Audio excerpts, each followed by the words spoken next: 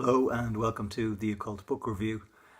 This week's book is Son of God by Gregory Sams, and the byline is "The Son is smarter than we think, discover the self-organizing consciousness that underlies everything."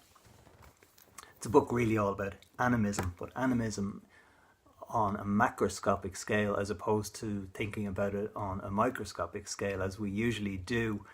The book itself, it's been out almost 10 years, and somehow it has passed a lot of people by, and it's strange that it has. At the back you have quotes from Colin Wilson, Dean Radin. The book has a foreword by Graham Hancock, and he basically says that consciousness is the pervasive DNA throughout the universe. So it is a book that has a lot of big occult thinkers behind it. So the idea is to use the sun as an example of a type of consciousness that we wouldn't normally think of as being alive and intelligent. It's so far removed, I suppose, from what we think of as a living thing. And as I said, we often think of animism in a certain way in terms of being able to understand small things, deities that we can relate to, gods of love, gods of fire and so on. But in this book we get a huge, vast perspective of the universe, which may in itself only be like a fleck of sand or a piece of dust on a huge cosmological scale. And it's a difficult book to review because of that, because it is so vast. But I'll try to give some kind of summation. The book does talk about the sun initially being seen as a living thing and being equated to traits that we, what would you say, we gave God figures, so Jesus, Mithras, even in Zoroastrianism and so on.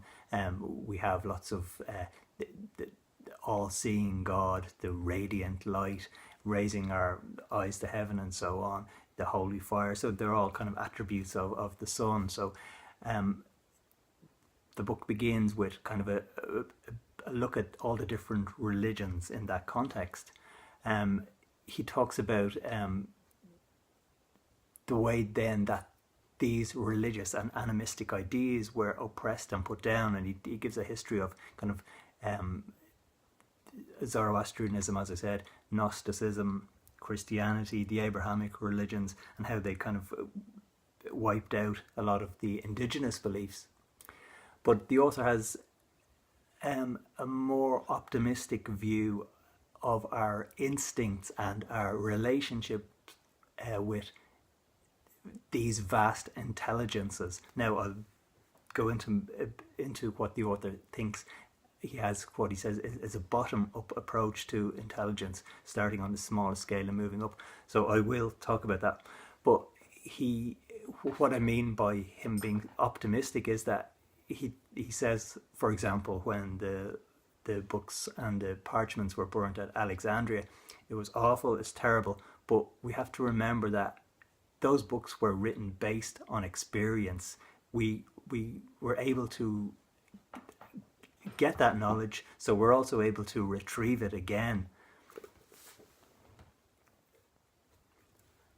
Sams is well known as an expert on chaos theory, and the ideas behind chaos theory play a big part in the book, but more so in the context of animism and his own unique, I suppose, take on animism.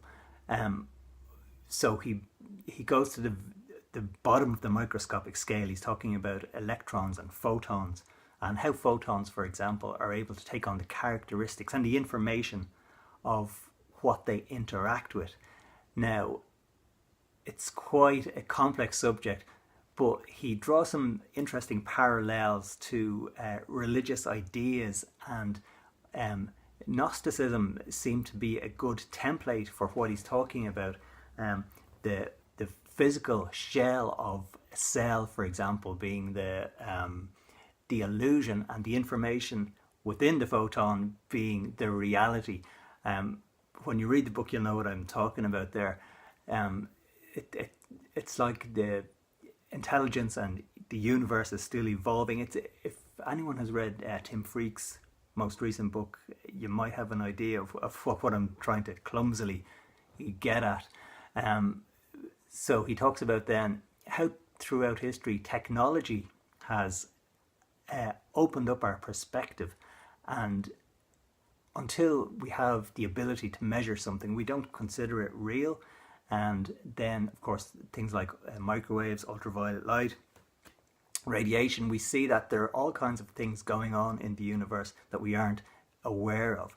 And he has a section on how scientists, before the kind of rise of materialism and scientism, used to incorporate a lot of other perspectives into their work. They didn't close themselves off from things that they couldn't understand, in the same way as scientists today are, I suppose, are pressured to do in order to keep receiving funds and tenureship and so on. So the book really has a huge scope. He goes on this journey. It's like those memes you see on Facebook sometimes, where you have a picture of a cell in a mouse's brain, and then you have an image of the universe, and they look the exact same. So it's kind of like a breakdown of that kind of allegory, if you like, or sorry, analogy, if you like. That's being very simplistic about it. So he talks about the formation of the Earth, the formation of the universe from what we certainly think it is. He talks about the idea of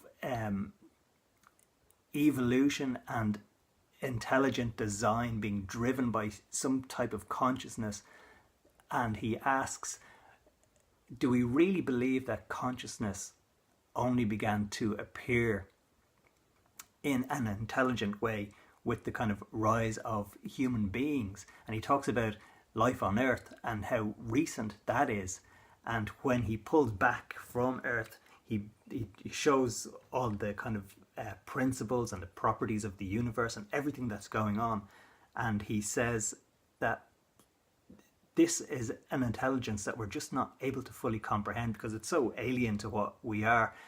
So he then goes on to talk about, do we accept that there are different types of consciousness, and if we do, how does that affect our beliefs, our spiritual evolution, and of course the ethics of that in terms of how we interact with the planet and what we think in terms of where we're going.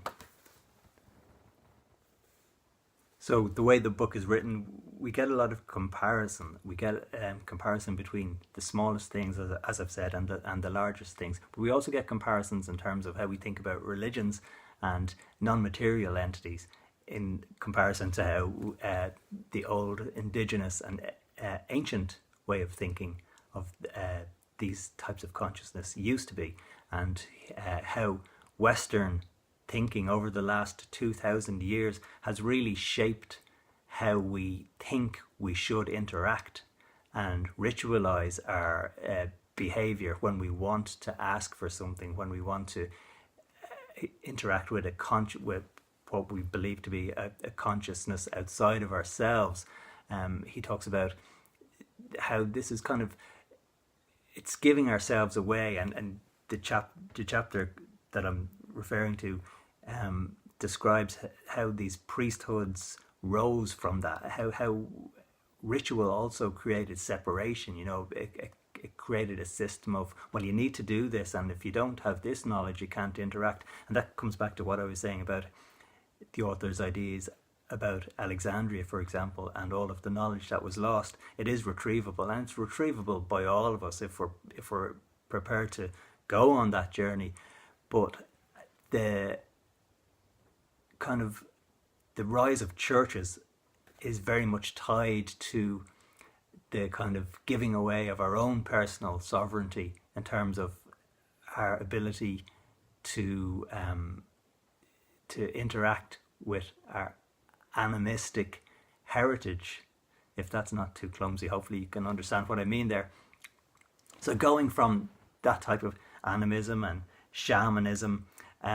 He talks about then the science potentially behind it, and I've mentioned photons already.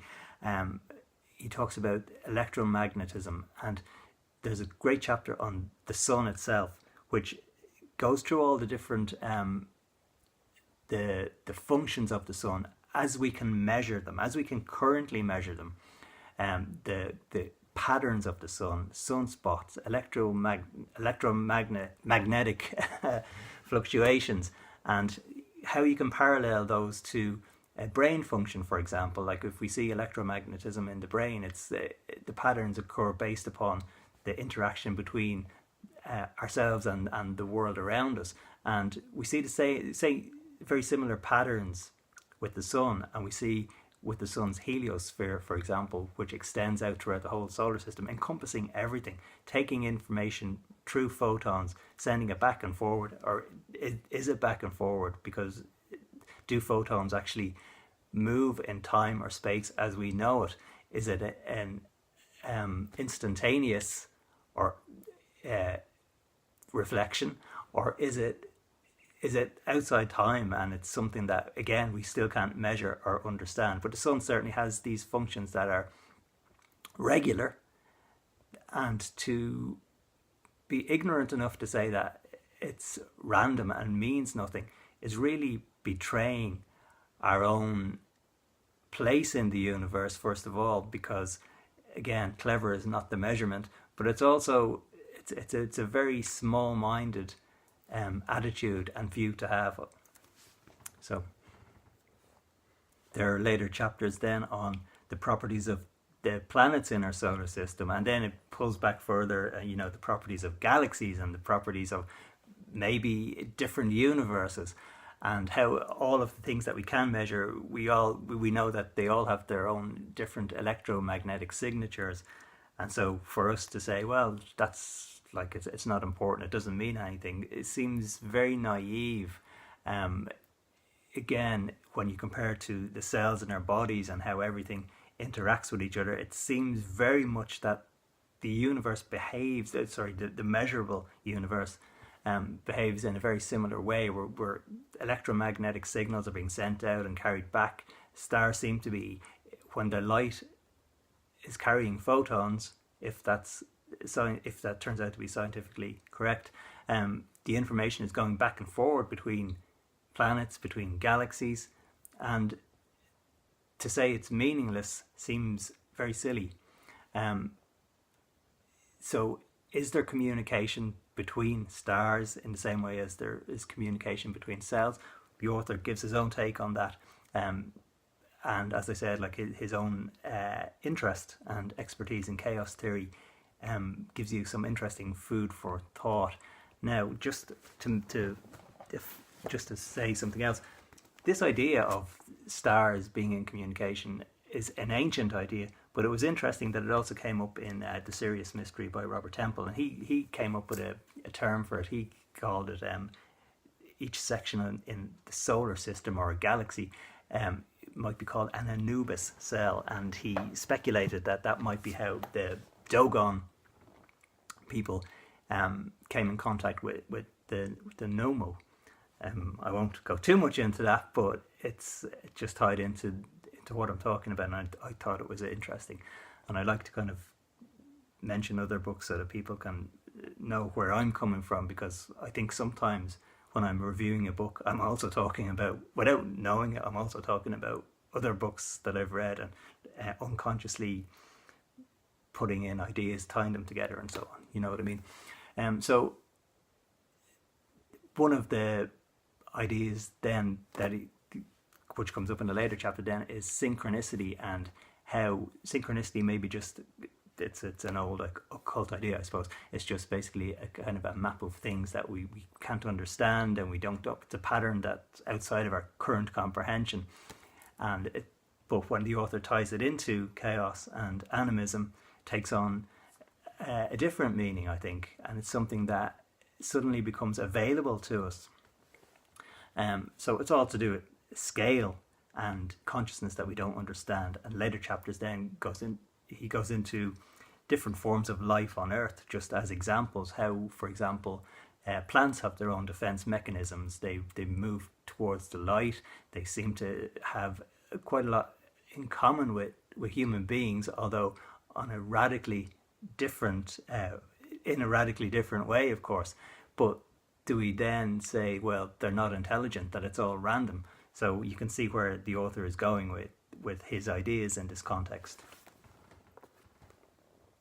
If sometimes the book appears to be saying things that seem quite unbelievable, it's interesting that the author seems to anticipate the reader's reaction, and he will follow an animistic or occult observation with an observation from a scientist who comes to the same conclusions but through different means. And a good example of that is when he describes the physicist David Bohm, where he's conducting an experiment where he has free electrons in plasma, and when he's watching them, his observation in the end was that electrons seem to be aware of their surroundings and seem to behave, for all intents and purposes, as if they are either a mind, and then gradually, as they become part of bigger things,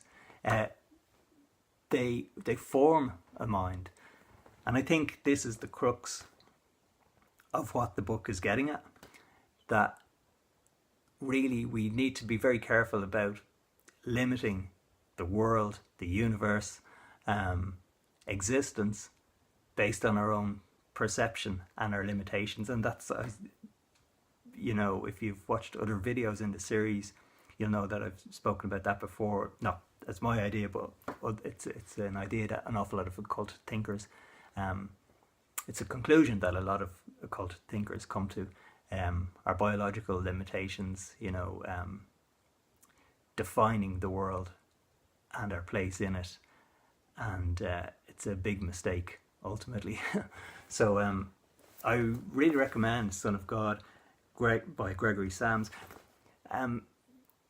This review, I've so many pages of notes that I wanted to include, but it just, I felt then that I was just kind of summarizing the book, which is not what I want to do either, because I want the book to be new to people to read.